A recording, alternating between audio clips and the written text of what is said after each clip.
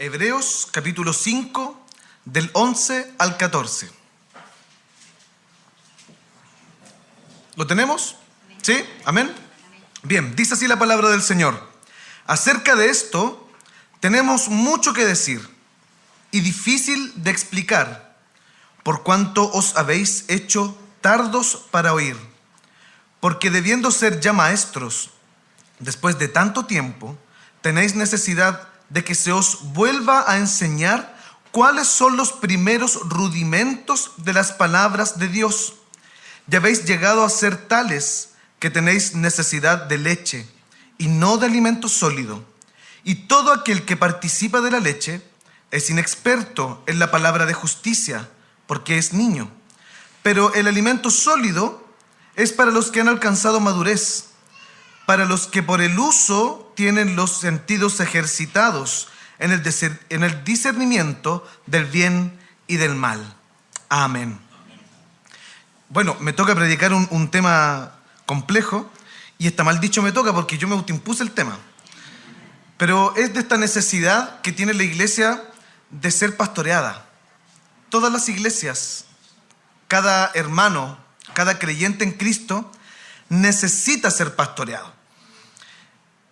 Yo viví 4 años en San Carlos y me acuerdo que como 3 veces en las primeras semanas de que yo llegué a vivir allá, personas me preguntaban, oye, ¿esta calle dónde queda? Yo, para no hacerme el ignorante, porque en San Carlos la gente bien rechaza mucho al santiaguino. Entonces, para que no descubrieran que era santiaguino, yo decía, como unas 3 cuadras para allá, o sea, era todo mentira, era todo falso. Las mandaba quizás para aquel lado. Pero después yo llegaba a la casa, trataba de leer el mapa como para ubicarme bien. Bueno, cuento corto, en los 4 años que yo estuve allá, nunca me aprendí el nombre de las calles, siempre anduve perdido. Siempre, y es un pueblo súper chiquitito, San Carlos.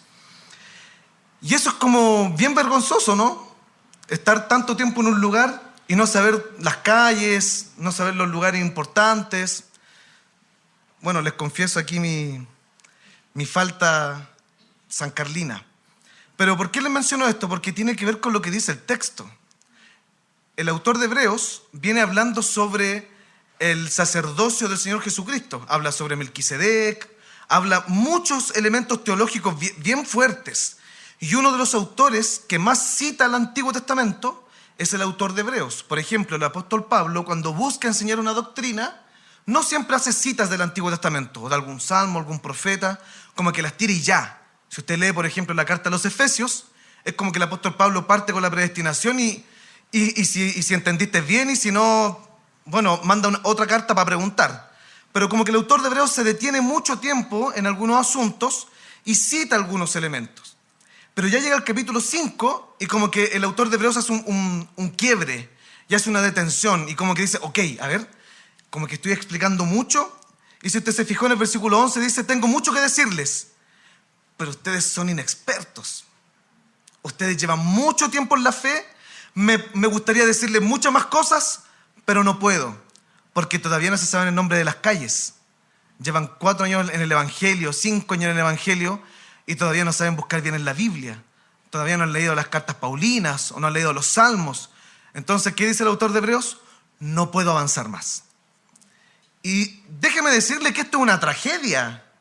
Es una tragedia muy grande, porque el texto que nosotros leímos, la verdad que el autor de Hebreos es muy formal, es muy sutil para decir las cosas, al contrario del apóstol Pablo, pero lo que nos está describiendo que pasa con la iglesia acá es bien terrible. Está hablando de una iglesia atrofiada, de una iglesia mórbida.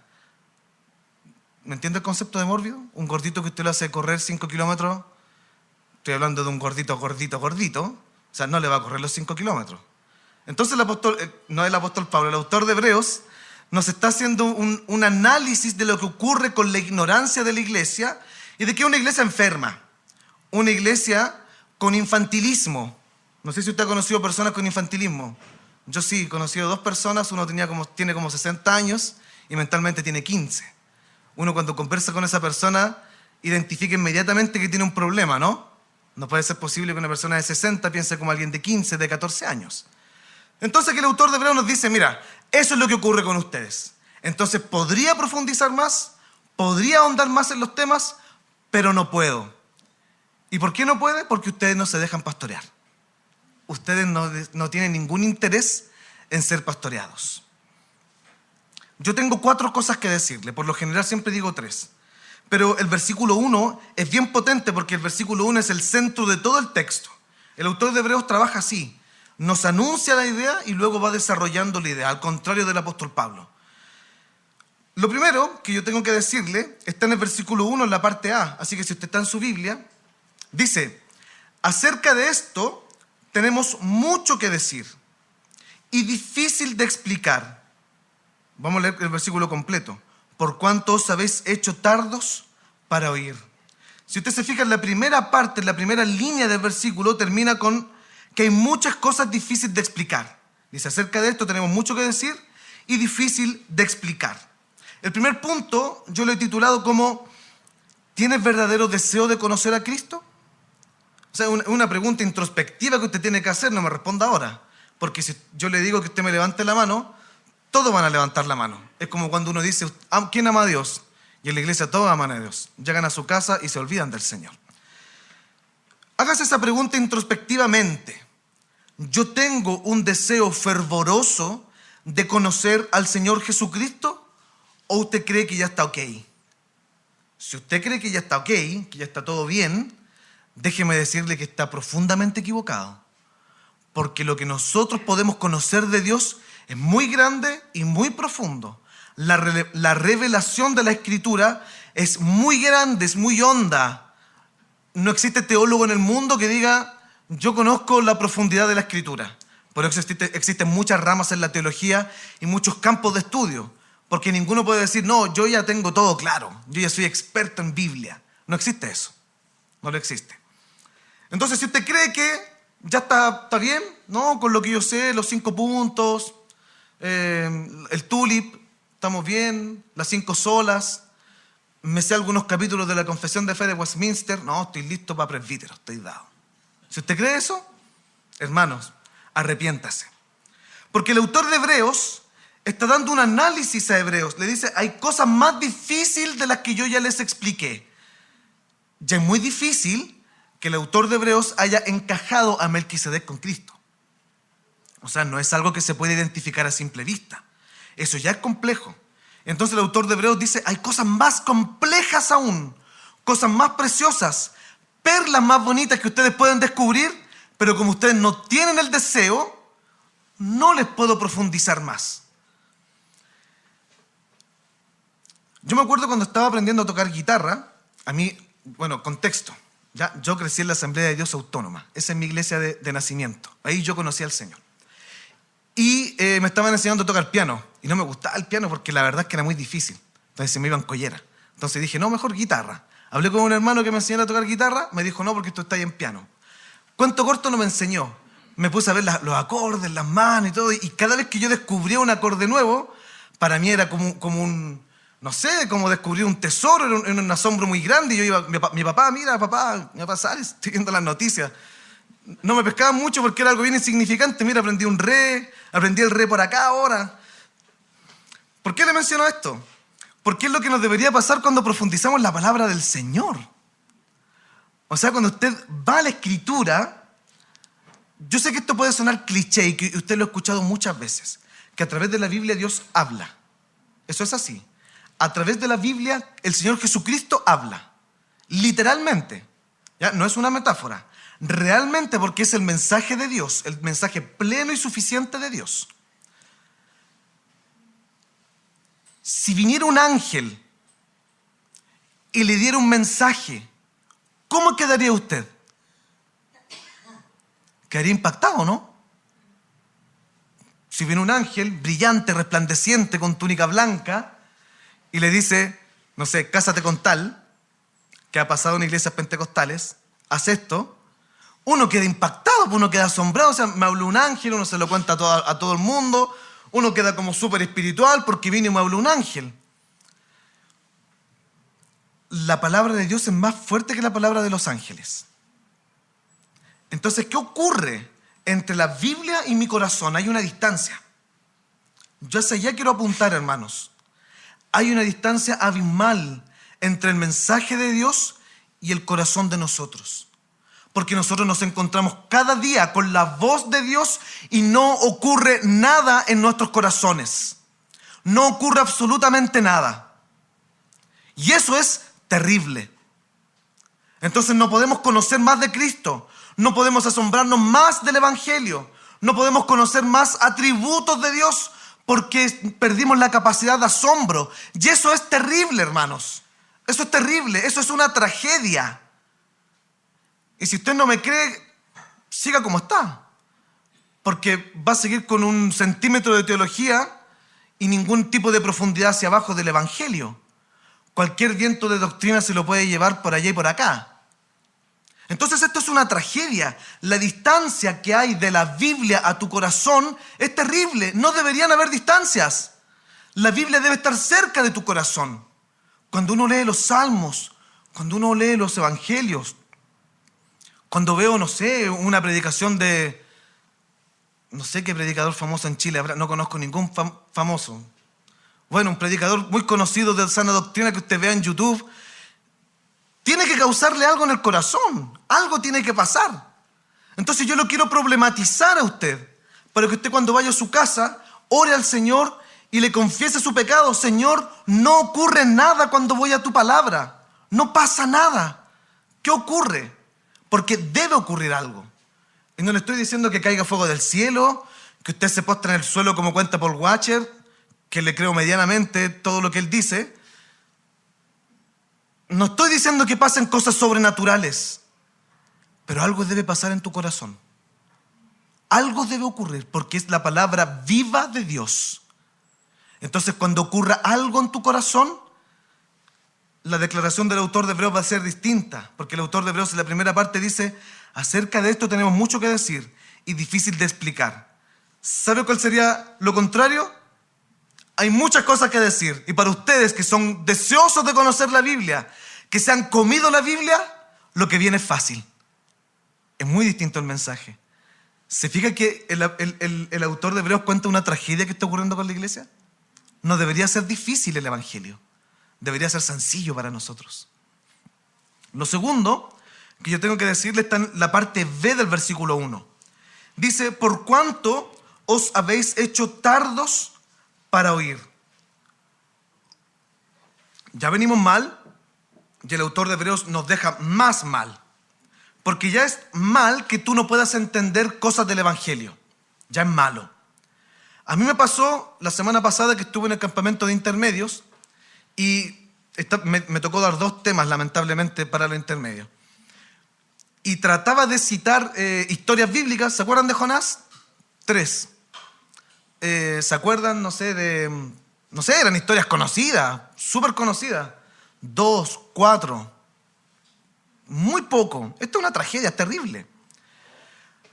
Esa falta de deseo, el autor de Hebreos nos dice que consecuentemente nos lleva a la siguiente parte del mismo versículo. Dice: por cuanto, o sea, esta falta de deseo, esta falta de expertise de ustedes, las ha hecho ustedes tardos para oír. La palabra griega para conocer es ginomai. Y aquí el autor de Hebreos está usando un antónimo de ginomai. Y el antónimo es básicamente: ustedes se han hecho tontos.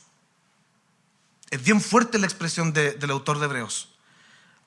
En relación al apóstol Pablo, sigue siendo moderado. El autor de Hebreos está diciendo: ustedes se han transformado en torpes. La falta de deseo de conocer la Escritura les ha transformado a ustedes en una iglesia atrofiada. ¿Es terrible o no? Yo creo que es grave. Yo creo que es muy grave. Que me digan que me he transformado en torpe es grave, porque déjeme decirle algo: la inteligencia se ejercita. Hay gente que es muy inteligente, pero si no ejercita su inteligencia, no se puede desarrollar como debería. Pero al contrario, usted también se puede hacer tonto. Porque si usted no ejercita la inteligencia, usted va hacia atrás. Entonces el autor de Hebreos está diciendo eso: como ustedes no tienen el deseo, ustedes se han hecho torpes. El segundo punto, yo tengo 4 cosas que decirle, es que usted debe estar con el corazón abierto. Porque acercarse a la Biblia no es solamente un ejercicio intelectual, es un ejercicio espiritual, es un ejercicio de los sentimientos, es un ejercicio del corazón. En el Antiguo Testamento nunca se hablaba de mente, siempre se hablaba de alma o de corazón. En el Antiguo Testamento el corazón era el asiento de todo el ser. Todo lo que tú eres es tu corazón. Entonces el autor de Hebreos toma esa concepción y nos está diciendo, oigan, ustedes básicamente tienen el corazón cerrado, porque esto de hacerse tardos para oír tiene que ver con cerrar el corazón. ¿Se acuerda del Shema Israel? No sean como los intermedios, por favor. Deuteronomio capítulo 6, ¿cierto? Sí, se acuerdan. Del versículo 1 al 9. Ahí está el Shema Israel. Y el Shema Israel empieza diciendo, oye Israel, el Señor tu Dios uno es. ¿Por qué se llama Shema? Porque la primera palabra es Shema, escuchar. Pero oír o escuchar no es simplemente escuchar con el oído. Cuando Moisés es instruido a escribir el Deuteronomio y pone este mandamiento de escuchar, tiene que ver con escuchar con todo el ser, con el cuerpo, con el alma y con el corazón. Con todo lo que tú significas debes escuchar. Entonces el autor de Hebreos está tomando esa idea. Ustedes se han hecho torpes para oír. ¿Sabe qué, hermanos? Esto no es algo que pasa aquí, o pasa en la segunda, o pasa en la cuarta, o en otras iglesias. Nos pasa a todos. Los canutos de muchos años hemos cerrado el corazón. Porque estamos tan acostumbrados a escuchar cada domingo que ya se nos hace trivial. Nosotros criticamos a las iglesias pentecostales porque el pentecostal es chistoso, porque cuenta testimonios, porque puede ser un poco más entretenido, y nosotros decimos, pero le falta el contenido, le falta la palabra. Y a mí me ha llamado la atención que la semana pasada, yo no estuve en la segunda y este domingo tampoco estuve en la segunda, pero en la semana pasada un hermano me lo encontré en la semana y me dijo, pastor, el culto estuvo fome porque usted no estuvo. Yo que tengo caretón y así como, seré humorista, no sé, ¿por qué va a ser más entretenido el culto conmigo? Yo entiendo en el sentido que lo decía. Pero eso muestra un síntoma horrible de lo que está ocurriendo en la iglesia. De que estamos acostumbrados, en nuestro contexto presbiteriano, a escuchar una predicación correcta. Yo no conozco ningún presbítero en la iglesia presbiteriana, o al menos que yo haya escuchado, que haya predicado algo incorrecto. Fome, pero correcto. Y ustedes se ríen, pero es que ese es un síntoma muy malo, porque la predicación no tiene que ser entretenida. La predicación no es un stand-up comedy. Entonces, ¿cuándo nosotros abrimos nuestros oídos? Cuando la cosa está más entretenida. Cuando es doctrina y es entretenida, no, ese pastor es seco. A ese pastor hay que invitarlo para todos lados. Ese es el pastor.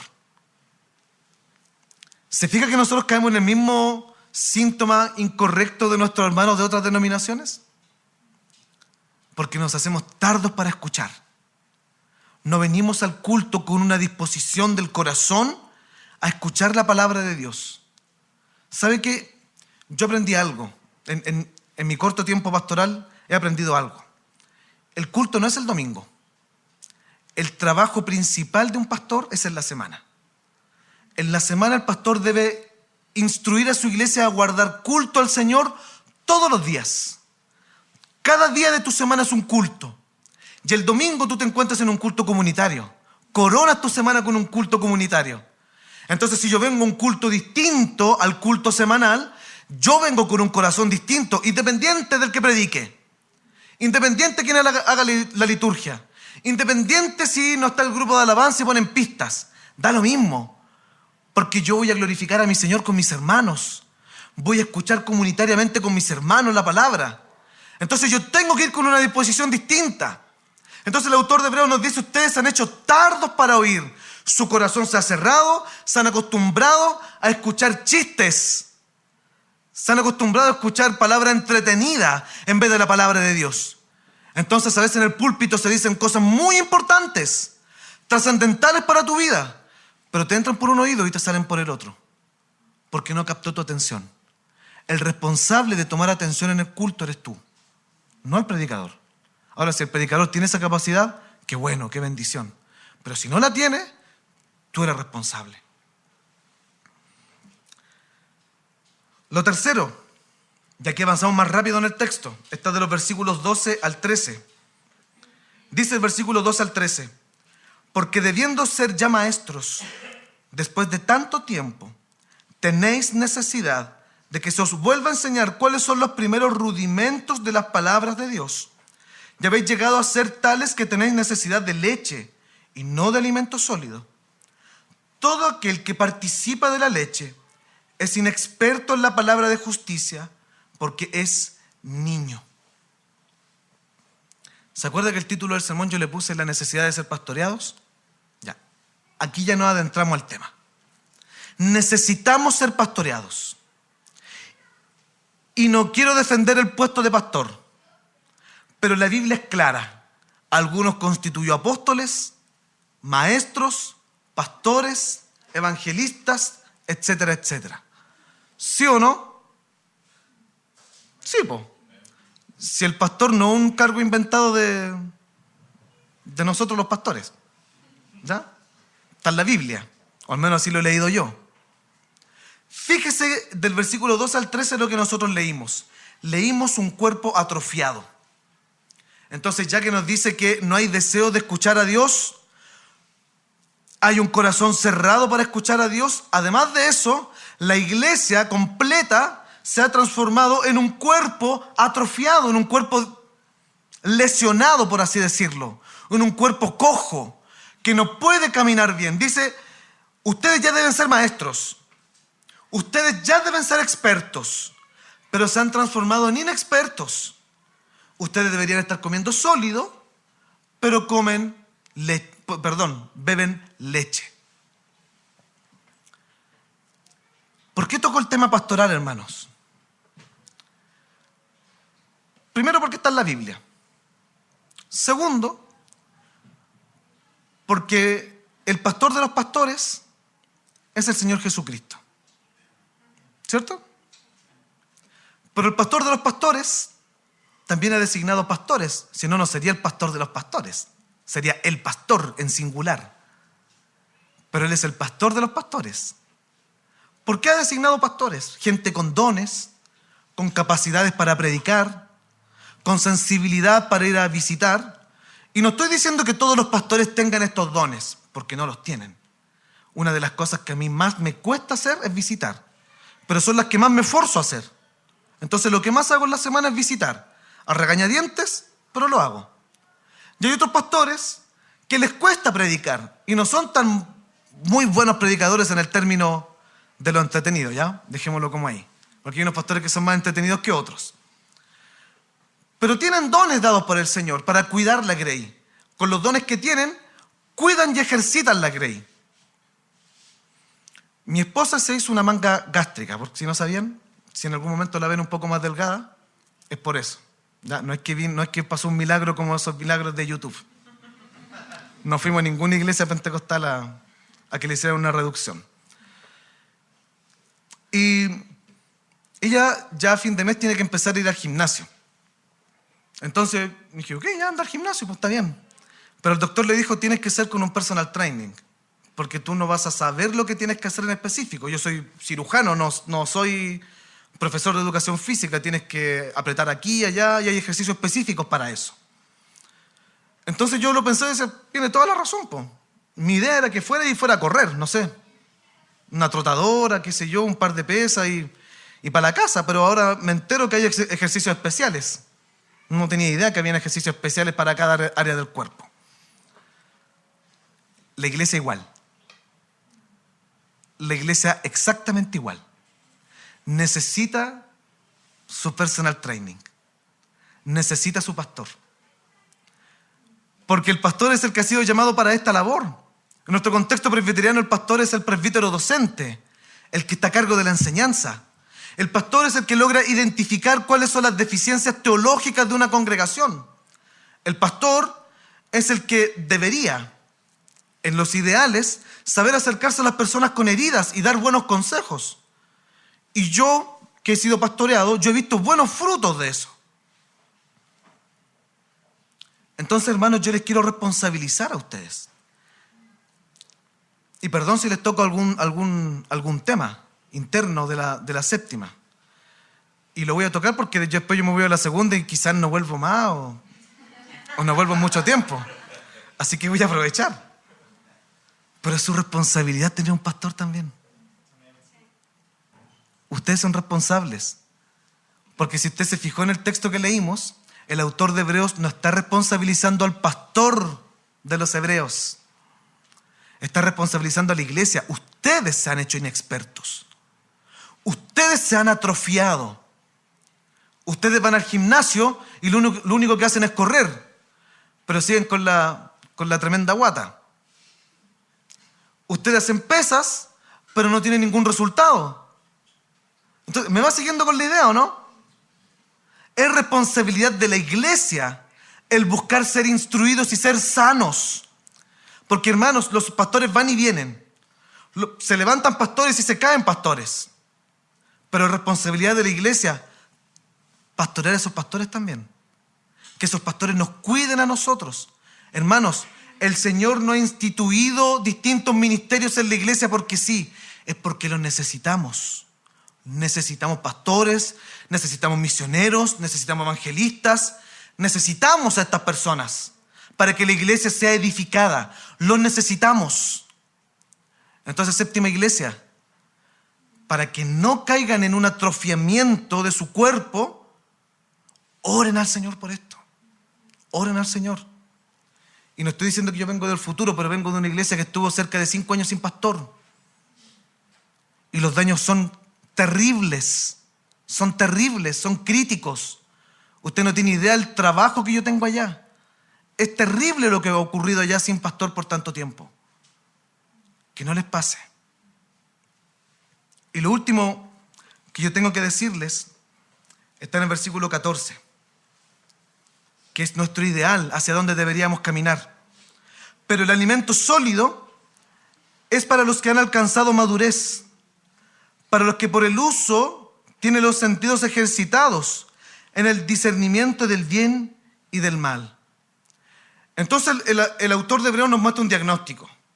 Nos dice, ustedes no tienen deseo y están atrofiados. ¿Cuál es la fórmula? Tengan el deseo.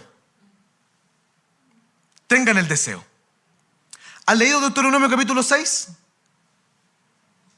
Amén, por favor. Esto no es intermedio, ¿cierto? Amén. Deuteronomio capítulo 6. Después que dice, adorarás solamente un Dios, en Deuteronomio 6 dice, llamarás a este Dios con toda tu mente, con todas tus fuerzas y con todo tu corazón. O sea, con todo el ser voy a amar a Dios. Pero yo no sé si usted alguna vez ha sentado en su living, ha apagado la televisión y ha tenido esas horas de reflexión larga en la escritura que usted tiene todos los días y se ha puesto a pensar, ¿qué significa amar a Dios con todo el ser? Yo no sé si usted alguna vez se ha hecho esa pregunta. ¿Cómo lo hago? Si la Biblia me dice que yo soy enemigo de Dios y por medio de Jesucristo yo ahora soy hijo de Dios. Ok, hasta ahí lo entendemos bien. Pero ¿cómo se produce esto de amar a alguien a quien no veo? Porque esa es la realidad. ¿Cómo puedo lograr amar a alguien a quien a veces no siento? Porque a veces oramos y no pasa nada. Y de repente vamos manejando, escuchamos una canción de Jesús en Romero y se nos caen las lágrimas. ¿Le ha pasado, no? Que a veces leemos la Biblia, oramos y no pasa nada. Entonces, ¿cómo podemos llegar a amar a alguien que no lo podemos ver? A veces no lo sentimos, a veces estamos en crisis muy fuerte, clamamos a Él y no pasa nada. Y nos vienen las crisis y vivimos problemas terribles y seguimos pidiendo ayuda y no pasa nada. Entonces, ¿cómo podemos amarle? Bueno, Deuteronomio nos da la solución. Dice, y escribirás sus palabras en los muros, en los linteles de las puertas, las escribirás en tus brazos, en tu frente, las repetirás con tus hijos y andando por el camino. O sea, inundarás tu mundo, tu espacio de la palabra de Dios. Todo tu ambiente dirá Dios. ¿Sabe qué? Porque el amor es un hábito. ¿Ha escuchado que el amor no es un sentimiento, sino que una decisión? No es tan así. El amor es un hábito. Las adicciones son hábitos. Netflix es un hábito. Yo el otro día me puse a discutir con mi esposa porque ella no me deja ver Netflix porque está obsesionada con estas series coreanas. Y yo fui como estableciendo mi derecho. No he visto Netflix en 2 semanas. Así como que es mi derecho. Y después al rato me puse a pensar, no es mi derecho, pues no es algo esencial. Pero ¿por qué me enojo por Netflix? Porque lo amo. Porque hay series buenas, hay series de monitos que me gustan a mí. Hay cosas entretenidas. Porque con la cosa que uno habitúa, uno ama eso. A la iglesia que uno frecuentúa y tiene el hábito de congregarse, de estar con los hermanos, uno al final el hermano más pesado lo termina queriendo igual. Porque es un hábito. El amor es un hábito. El que dice que estaba profundamente enamorado al principio de su matrimonio y después no es tanto el amor, eso es muy malo. O sea, el amor debería ir creciendo. Porque en la medida que yo conozco más a esa persona en todas sus faltas y en todos sus beneficios, yo debería amarla más. Porque ya estoy habituado a ella. Los hábitos generan amor. Entonces, ¿qué nos dice el autor de Hebreos hoy? Si quieres ser maduro, si quieres ser experto en la fe, debes transformar en un hábito el deseo a Cristo. Debes hacer un hábito. ¿Y sabe qué? Cuando uno empieza a hacer hábitos, no gusta nada. No gusta para nada. En la segunda el culto era a las 12. Hoy es a las 11. ¿Usted cree que le gustó a los hermanos? Para nada. Pero eran más felices. Y casi se llena el templo por el culto a las 11. Porque el hábito cuesta al principio. Te va a costar. Te va a costar orar. Te va a costar ir a la Escritura. Te va a costar escuchar. Te va a costar buscar consejo. Te va a costar ir a alguien y mostrarte como ignorante porque no entiendes algo. Hazlo. Porque de esa forma se cultiva el deseo hacia el Señor Jesucristo. No hay otra forma. Cuando el Señor Jesús llamó a los apóstoles, el primer día no lo amaban. Pero al final del día sí lo amaban. Cuando Jesús te llamó la primera vez, tú no amabas tanto a Cristo como hoy. ¿O sí? Yo espero que usted lo ame mucho más hoy. Desde hace los años atrás que usted fue llamado. Cultiva el deseo por Jesús. Cultiva el deseo. Y déjate pastorear. Necesitamos ser pastoreados. Yo voy a orar con ustedes. Allá en la segunda. Porque después me voy. Y no sé si vuelvo. Porque las cosas que dije, no sé si vuelva. Pero desde allá en la segunda voy a orar por ustedes. Para que el Señor les provea un pastor. Para que ustedes estén solícitos y deseosos de buscar la palabra del Señor. Y la distancia que hay entre la Escritura y tu corazón se acorte a menos de 1 milímetro. Y esté cerca de tu corazón. Oremos al Señor. Señor Padre Celestial, queremos agradecer por tu palabra, porque es dura muchas veces, confronta nuestro pecado, pecados que no nos damos cuenta, incluso pecados de los cuales nos jactamos. Tú develas, Señor, que es pecaminoso.